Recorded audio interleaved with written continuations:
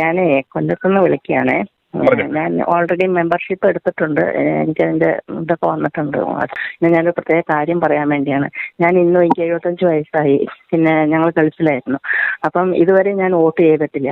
അപ്പം ഇപ്രാവശ്യം ഈ 2020 ഇത് കണ്ടപ്പോൾ ഞാൻ തൃപ്പൂണിത്തുറ എറണാകുളത്ത് താമസിച്ചിരുന്ന സമയത്ത് ഞാൻ കിഴക്കമ്പലത്തൊക്കെ പോയി കണ്ടിട്ടുണ്ട്. നിങ്ങളുടെ കടകളും അതുപോലെ കിഴക്കമ്പലമൊക്കെ പോയി കണ്ടിട്ടുണ്ട്. ഞാനിപ്പോൾ കൊല്ലത്താണ്.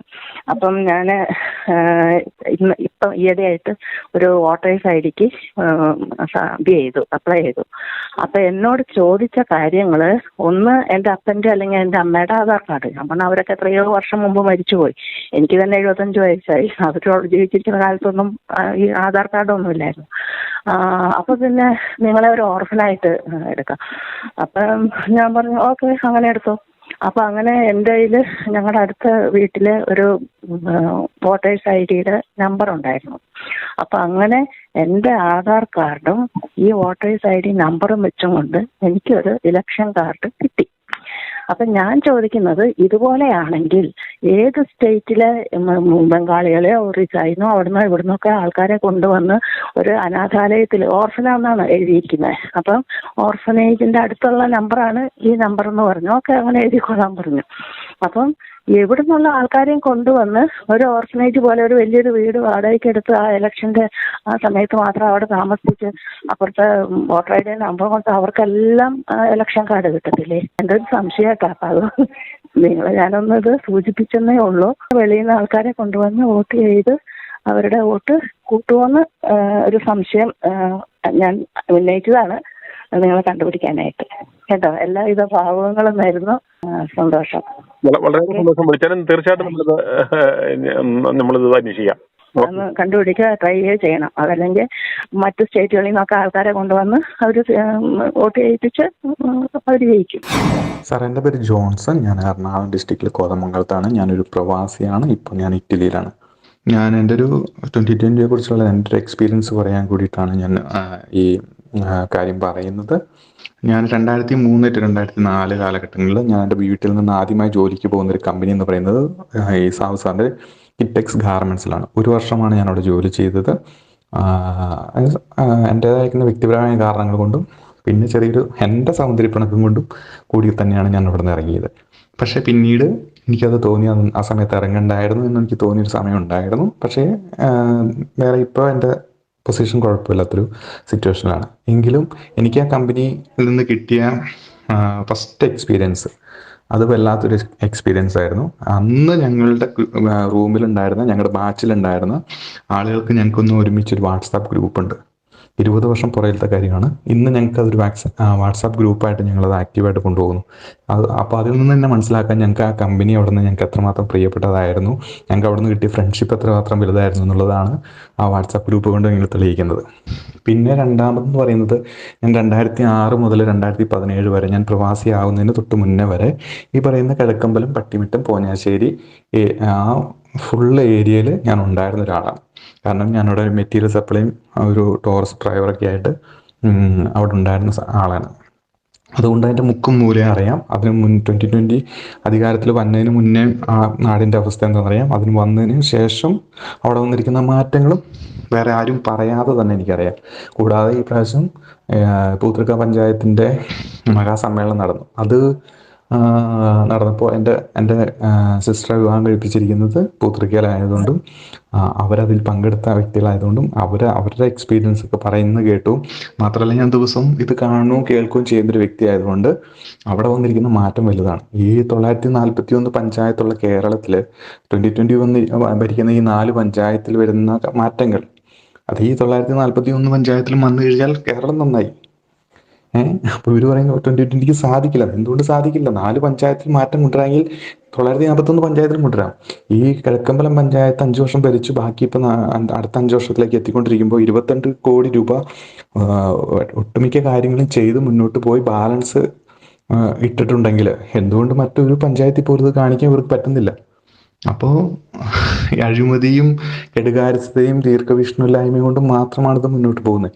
അപ്പോൾ ഈ നാടിൻ്റെ ഞങ്ങൾക്കൊക്കെ ഒരു ഏകദേശം 2-2.5 ഏക്കർ സ്ഥലമുള്ളതാണ്. ഞാനൊക്കെ നാട്ടിൽ നിൽക്കാൻ ആഗ്രഹിക്കുന്ന ഒരു വ്യക്തിയാണ്.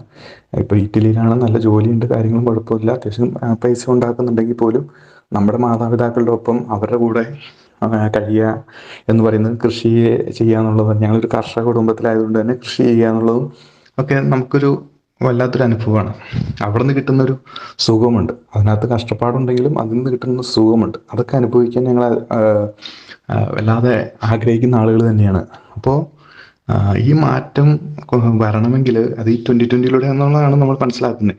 ഇപ്പം നാളെ 2020 പ്രശ്നമാണെന്ന് നമുക്ക് തോന്നിയാൽ നമുക്ക് വേണ്ട, ഈ പറഞ്ഞ ഞാൻ തന്നെ തള്ളി പറയും. കാരണം ഞാനൊരു കോൺഗ്രസ്സിൽ, എൻ്റെ കാരണന്മാരൊക്കെ ഒരു കോൺഗ്രസിനോട് അനുഭവമുള്ള ഒരു വ്യക്തിയായതിനു ശേഷം ഞാൻ കോൺഗ്രസിന് ഒറ്റ പ്രാവശ്യം വോട്ട് ചെയ്ത്, എൽഡിഎഫിന് 2 പ്രാവശ്യം വോട്ട് ചെയ്ത വ്യക്തിയാണ്. ഞാൻ ആളെ നോക്കി വോട്ട് ചെയ്തത്, വ്യക്തികളെ നോക്കി വോട്ട് ചെയ്തതാണ്, അല്ലാതെ പാർട്ടി നോക്കി വോട്ട് ചെയ്തതല്ല. അതുകൊണ്ട് തന്നെ എനിക്ക് ഒരു പാർട്ടിയോടും അടിയുറച്ച അല്ലെങ്കിൽ തീവ്രമായിരിക്കുന്ന ഒരു ഇതില്ല. നമ്മൾ വ്യക്തികളെ കണ്ട് നമ്മുടെ നാടിന് ഗുണമുണ്ടാകുന്ന ആളെ കണ്ട് വോട്ട് ചെയ്താൽ, പക്ഷെ ഞാൻ വോട്ട് ചെയ്തവരൊക്കെ പരാജയമായിരുന്നു എന്നുള്ളതിൻ്റെ തെളിവാണ് നമ്മുടെ നാടിൻ്റെ ഗതി ഈ അവസ്ഥയിലെത്തി നിൽക്കുന്നത്. അപ്പോൾ അതുകൊണ്ട് 2020 വലിയൊരു മാറ്റം കൊണ്ടുവന്നത് നമ്മൾ കണ്ടതുകൊണ്ടും കൊണ്ടുവരും എന്നുള്ളൊരു പ്രതീക്ഷകൾ കൊണ്ടാണ് നമ്മൾ 2020 സപ്പോർട്ട് ചെയ്യുന്നത്.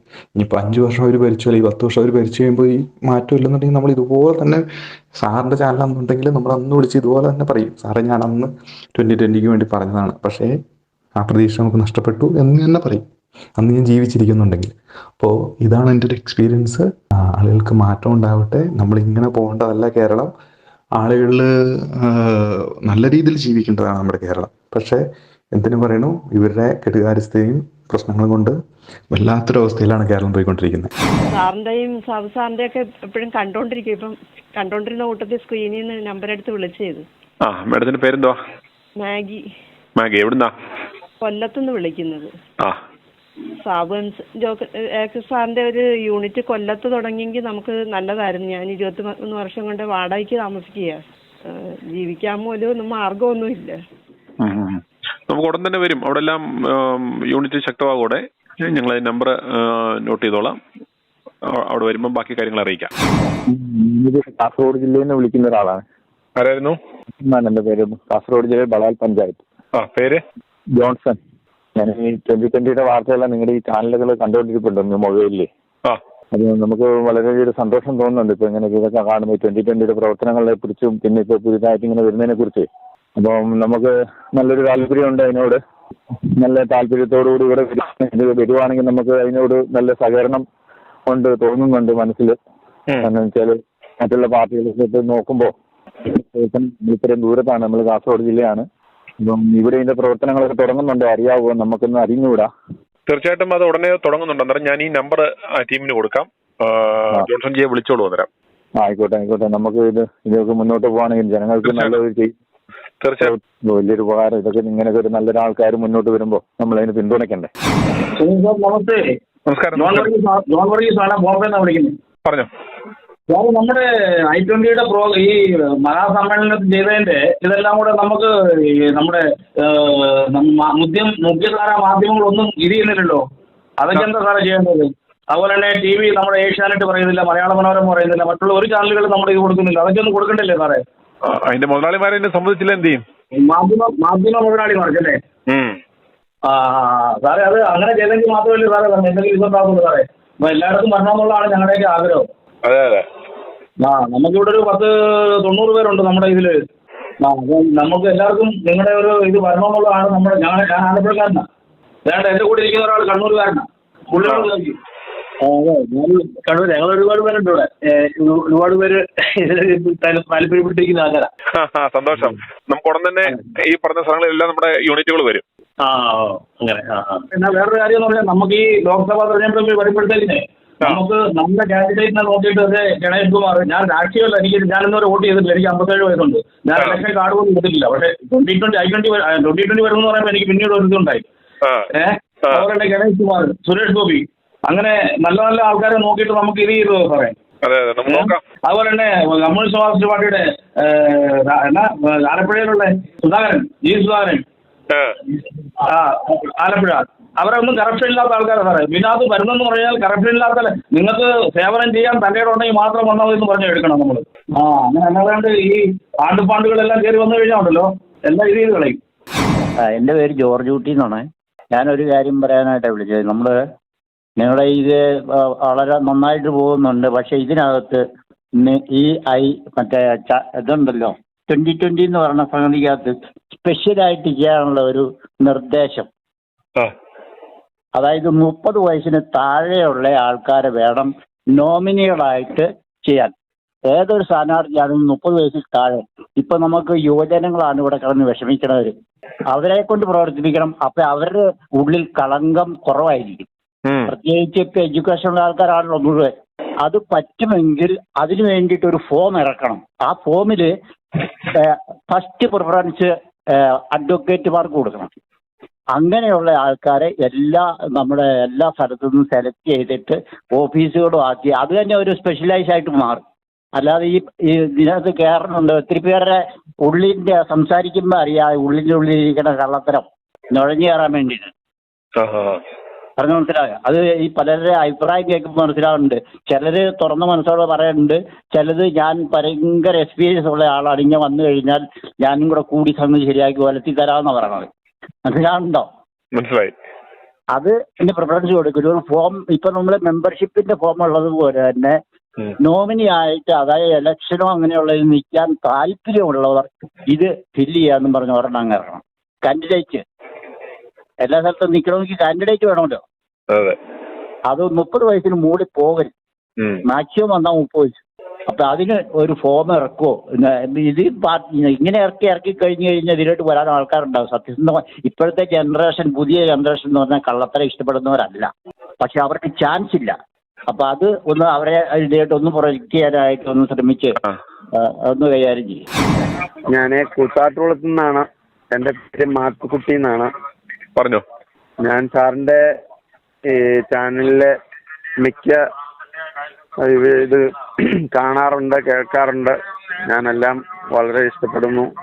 അതുപോലെ ഈ 2020 എല്ലാ കാര്യങ്ങളും അതും വളരെ ശ്രദ്ധിക്കാറുണ്ട്. വളരെ പോസിറ്റീവായിട്ടാണ് നമുക്ക് അനുഭവപ്പെടുന്നത്. ഒത്തിരി പേർക്കത് അതിനോട് യോജിച്ചു പോകാൻ ഞങ്ങളുടെ കൂത്താട്ടുകുളം പ്രദേശത്തും താല്പര്യമുള്ളതായിട്ടാണ് ഞാൻ പലരോടും സംസാരിച്ചപ്പോഴൊക്കെ മനസ്സിലാക്കാനായിട്ട് കഴിഞ്ഞിട്ടുള്ളത്. എനിക്ക് അതിലൊരു മെമ്പറായ കൊള്ളാമെന്ന് ആഗ്രഹമുണ്ട്. അതിന് ഞാൻ എന്ത് ചെയ്യണം? 2020 ഓൺലൈൻ മെമ്പർഷിപ്പ് ഒന്ന് നോക്കിയാൽ അതിന്റെ ആ ലിങ്ക് കിട്ടും. ലിങ്കിൽ വഴി നമുക്ക് ഓൺലൈനായിട്ട് നമുക്ക് മെമ്പർ ആകാം. അതല്ലെങ്കിൽ നമ്മുടെ ന്യൂസ് ചാനലിന്റെ ഡിസ്ക്രിപ്ഷൻ ബോക്സിൽ കൊടുത്തിട്ടുണ്ട്. കോഴിക്കോട് ജില്ലയിൽ നിന്ന് ഉള്ളിയേരി പഞ്ചായത്ത് കഴിഞ്ഞ ആഴ്ച അങ്ങേര് പ്രഖ്യാപിച്ച് ഈ എറണാകുളം ജില്ല മാത്രമേ മത്സരിക്കുന്നുള്ളൂ. അത് പറ്റില്ല. കേരളത്തിലെ 140 മണ്ഡലങ്ങളിൽ മത്സരിക്കണം. അങ്ങനെ തോറ്റാൽക്കാ തോൽക്കട്ടെ, മറ്റുള്ളവർക്കൊരു പേടി കാണാം. എവിടുന്നാ വിളിക്കുന്നേ? കോഴിക്കോട് ജില്ലയിൽ നിന്ന് പേര് ബാലൻ. അത് ഐ ടി അതിനെ കൊണ്ട് വളരെ സന്തോഷമുണ്ട്. നിങ്ങളാണ് ഏറ്റവും മുമ്പിൽ നിൽക്കുന്നത്. അതുപോലെ തന്നെ മറ്റേ മറുനാടനും. ഈ 2 ചാനലല്ലാതെ ലോകത്ത് എത്ര ചാനൽ ഇവിടെ ഉണ്ട്? ഒരു ഒറ്റ അക്ഷരം ഒരു ചാനൽ മിണ്ടുന്നില്ല. ഈ ജനങ്ങൾക്ക് വേണ്ടിക്കൊണ്ട് അവർ ഒന്നും ചീച്ച കുറിപ്പിക്കുന്നല്ലാണ്ട് വേറെ ഒന്നുമില്ല. ഭയങ്കര പ്രശ്നങ്ങളാണ്. അത്രയ്ക്ക് മടുത്ത ജനങ്ങൾ. ഓക്കെ ബാലട്ടാ, ഞാൻ നമ്പർ നോട്ട് ചെയ്തോളാം. കോഴിക്കോട് നമ്മുടെ യൂണിറ്റ് വരുമ്പോൾ അറിയിച്ചോളാം. എന്തായാലും അറിയിക്കണം. നിങ്ങളൊരു 1000 ആൾ ഞങ്ങളുണ്ടാവും. ആയിക്കോട്ടെ. ഞങ്ങളെ പഞ്ചായത്ത് തന്നെ. പക്ഷേ അവർ വെറും തോന്നിവാസം എന്ന് വെച്ചാൽ ഒരു ഉപകാരവും ഇല്ല, ഒന്നുമില്ല. എന്തെങ്കിലും ഒരു പഞ്ചായത്ത് തന്നെ നമ്മളെ അവകാശം ഒരു വികസന പ്രവർത്തനം അത് തന്നെ പാർട്ടിക്കാരും ഉദ്യോഗസ്ഥന്മാരും തടസ്സം നിൽക്കുക. ഒരു MP ഫണ്ടിൽ ഒരു കുടിവെള്ള പദ്ധതി ഏറ്റവും പ്രധാനം, അത് നടത്താൻ അവർ സമ്മതിക്കില്ല. അതാണ് ഏറ്റവും പ്രധാനം.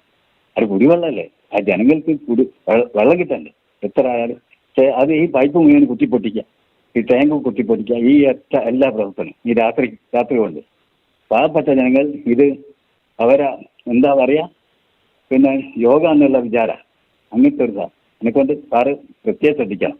കോഴിക്കോട് ജില്ലയിൽ എന്തായാലും ഒരു യൂണിറ്റ് വേണം. ഒരു പേടി ഉണ്ടാക്കണം. ഇപ്പോൾ എന്താ വെച്ചാൽ ഡൽഹിയിലെ പോലെ ആണോ, അയാളെ ഒതുക്കാനുള്ള പ്രേരണതാണ് മറ്റുള്ളവർക്ക്. അതേപോലെ ആകരുത്. കെജ്രിവാളിനാണ്. കേരളത്തിൽ വന്നവർ എന്തായാലും എല്ലാ ജനങ്ങളും ഒറ്റക്കെട്ടാണ്. ജനങ്ങൾ അറിയണം ഇങ്ങനെ ഒരാളുണ്ടെന്ന്. കേൾക്കുമ്പോഴേക്കും കാണിച്ചു കൊടുത്തില്ലേ അരുന്നാളില്ലേ എന്നെക്കൊണ്ട് ഞങ്ങളെല്ലാ ഭാവങ്ങളും നേർന്ന് ഉള്ളൊരു പഞ്ചായത്തിൽ എവിടെ അല്ല കോഴിക്കോട് ജില്ലയിൽ ഒന്നും ഉണ്ടാക്കിയിട്ടുണ്ടെങ്കിൽ നിങ്ങളെല്ലാവരും വരും. അത് പാർട്ടിക്കാർ ഏറ്റവും ഉന്നതമായ മലബാറിൽ ഏറ്റവും കൂടുതൽ കമ്മ്യൂണിസ്റ്റ് പാർട്ടിയുള്ള അതെന്നെ ഒന്നിട്ട് സമ്മതിക്കില്ല. ഒരു ഓഫീസ് തന്നാൽ ഒരു നീതി കിട്ടുന്നില്ല. അതാ ഏറ്റവും പ്രധാനം. ഇത് രാധാകൃഷ്ണൻ എന്ന് പറയും. ഞാൻ എറണാകുളത്താണ് വിളിക്കുന്നത്. സാറിന്റെ വീഡിയോസ് ഒക്കെ കാണാറുണ്ട്. 2020 വേണ്ടി സാറിന്റെ വീഡിയോയിൽ കൂടിയിട്ട് കിട്ടുന്ന സപ്പോർട്ടിന് നന്ദിയുണ്ട്. അടുത്ത നിയമസഭാ ഇലക്ഷനിൽ, ലോക്സഭ ഇപ്പം അടുത്തായി പോയില്ലോ, നിയമസഭാ ഇലക്ഷനിൽ 140 മുകളിൽ സീറ്റ് 2020 കിട്ടണം. സാബു സാറ് ജയിക്കും. അതിനുള്ള കാര്യങ്ങൾ ഇപ്പം നടപടി നല്ലോണം നടക്കുന്നുണ്ടെന്ന് തന്നെയാണ് എനിക്ക് തോന്നുന്നത്. എനിക്ക് അറിയാവുന്നവരോടും അറിയാവുന്നവർക്കൊക്കെ ഞാൻ വീഡിയോകൾ അയച്ചു കൊടുക്കുന്നുണ്ട്. എല്ലാവരോടും സംസാരിക്കുമ്പോഴൊക്കെ ആളുകളുടെ ആവേശം കുറവല്ല. കാരണം ഈ 2020 കിഴക്കമ്പലം പഞ്ചായത്തിൽ ചെയ്തിട്ടുള്ള പ്രവർത്തനങ്ങൾ എല്ലാവർക്കും കാണാൻ കഴിയുന്ന, കണ്ണുകൊണ്ട് കാണാൻ കഴിയുന്ന, കട്ടുമുടിച്ച് പോക്കറ്റ് നിറച്ച് സ്വന്തം കാര്യം ചിന്താബാധ നടത്തി ഈ ചെയ്യുന്ന ഭരണം ഇടതും വലതും ഒരു കാര്യവും കേരളത്തിനില്ല. ഒരു സാധാരണക്കാരനായ ജനങ്ങൾക്ക് ഒരു കാര്യവുമില്ല. ഇവരെ മുച്ചോടും മുടിച്ച് നടക്കുന്ന ഈ കാലഘട്ടത്തിൽ 2020 മാത്രമേ ഏക ആശ്രയമുള്ളൂ. 2020 വരും. അതിനായിട്ടുള്ള പ്രവർത്തനം വളരെ നർക്കശിക്കാന്തം നമ്മൾ എല്ലാവരും ഏറ്റെടുത്തിട്ടുണ്ട്. അതിന് സാറിന്റെ സപ്പോർട്ടുള്ളത് വളരെ വളരെ നന്ദി. അതിനെന്നാണ് എനിക്ക് പറയാനുള്ളത്. ഞാൻ മലപ്പുറത്ത് നിന്ന് വിളിക്കുന്നത്. പറഞ്ഞോ. അല്ല, ഞാൻ ഈ കിഴക്കമ്പലം കിറ്റ് എക്സ്പോ അതിനെ പറ്റിയൊക്കെ അറിഞ്ഞിട്ടുണ്ട്. അപ്പൊ അതിനെ പറ്റി എനിക്ക് ആദ്യം തന്നെ അറിയാം. തമിഴ്നാട്ടിനെ പറ്റി 2020 പറ്റി ഏകദേശം രൂപുണ്ട്. അപ്പൊ ഇവിടേക്ക് ഒന്നും മിക്കവർക്കും അറിയില്ല സാറേ. മലപ്പുറം അല്ലേ? മലപ്പുറം എന്ന് വെച്ചാൽ ക്യാമ്പയിൻ തുടങ്ങാം. അതെ. എനിക്ക് എന്റെ സുബ്രഹ്മണ്യനാണ്. സുബ്രഹ്മണ്യന്റെ നമ്പർ ഞാൻ നോട്ട് ചെയ്തോളാം. നമ്മൾ അവിടെ സ്റ്റാർട്ട് ചെയ്യുമ്പോഴേ ഞാൻ അറിയിച്ചോളാം. ഓക്കെ. ഇവിടെ എത്രയും പെട്ടെന്ന് ഇവിടെ ഒരു യൂണിറ്റ്, ഒരു കമ്മിറ്റി അങ്ങനെ തുടങ്ങണം എന്നാണ് എന്റെ ആഗ്രഹം. i2i News, an eye for truth. i2i News subscribe ചെയ്തിട്ടില്ലാത്തവർ ഇപ്പോൾ തന്നെ സബ്സ്ക്രൈബ് ചെയ്യുക. നോട്ടിഫിക്കേഷൻ ലഭിക്കുവാൻ ബെൽ ബട്ടണും അമർത്തുക.